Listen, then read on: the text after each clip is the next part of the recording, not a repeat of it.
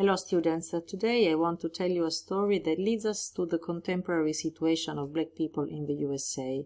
That is the story of the civil rights of black people in America. Our story dates back to the slave trade from Africa to America, that is both North America and South America, as you can see from this picture. The slave trade began in the 17th century and it ended only after the middle of the 19th century. So remember that less than 200 years ago, slave trade was still legal. In 1861, the Civil War began. Southern states fought against northern states, and one of the most important themes was slavery. Southern states' economy was based on plantations, and black slaves were necessary to landowners to grow their crops. The Civil War ended only in 1865, when Abraham Lincoln managed to change the Constitution, adding the 13th Amendment, which formally abolished slavery in the United States of America. But actually, in southern states, things didn't change at all, even if the law about desegregation was clear. In 1870, a group of white men dressed with white robes and white hoodies with 2 holes for the eyes began to attack black people. They were the Ku Klux Klan. Around 1896, someone declared that white people and black people were separate but equal. This meant that they had to be separated in almost everything, even if black people's rights were equal to those of white people. This was one of the strongest hypocrisies ever. Actually, black people lived in segregation. This meant that they were separated by white people in every aspect of their daily life. Only at the beginning of the 20th century, things began slowly to change in the United States of America.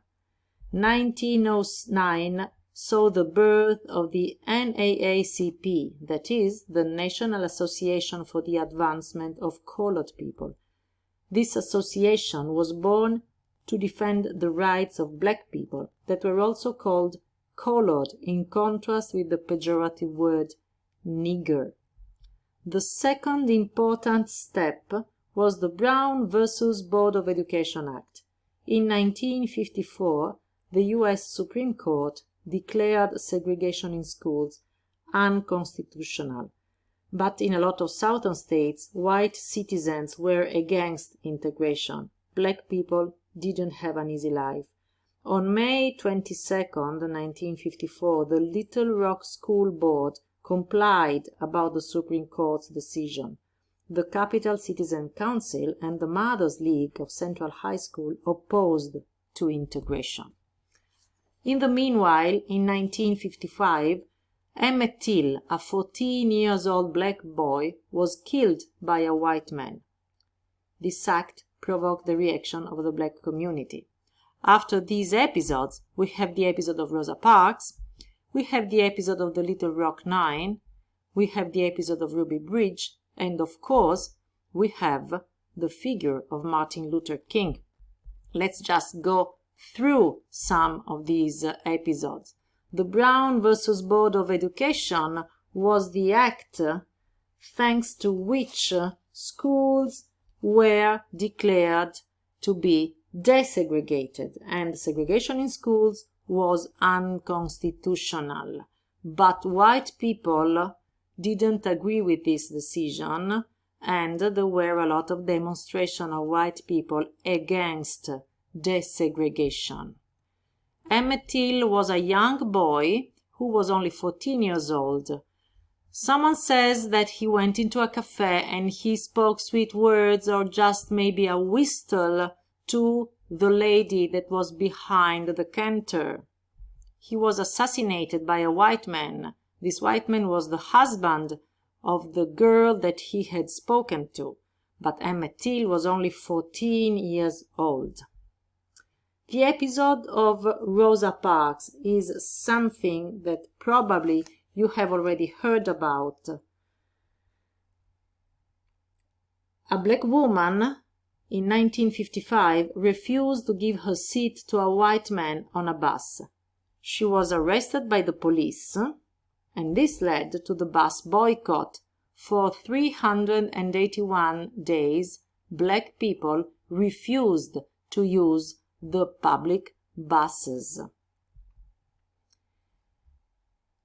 In 1957, 9 black students enrolled to Little Rock Public High School. This is one of the most important episodes. This is connected to the 1954 Brown versus Board of Education Act. The 9 students enrolled to the public school of Little Rock, and on the 4th of September of that year, they tried to get into the school, but the governor of Arkansas called the National Guard to prevent them from entering the school. On September 23rd, the police escorted the 9 black students because there were 1,000 white protesters outside the school, but they couldn't get in. On September 24th, the United States of America President Eisenhower sent the troops to let the 9 students get into the school, and on September 25th, they finally managed to start their first day of school. Only one of the 9 students managed to complete his school year. In September 1958, all public schools in Little Rock decided to close for 1 year as a form of protest against desegregation. In September 1958, this was declared unconstitutional and schools were forced to reopen for everybody.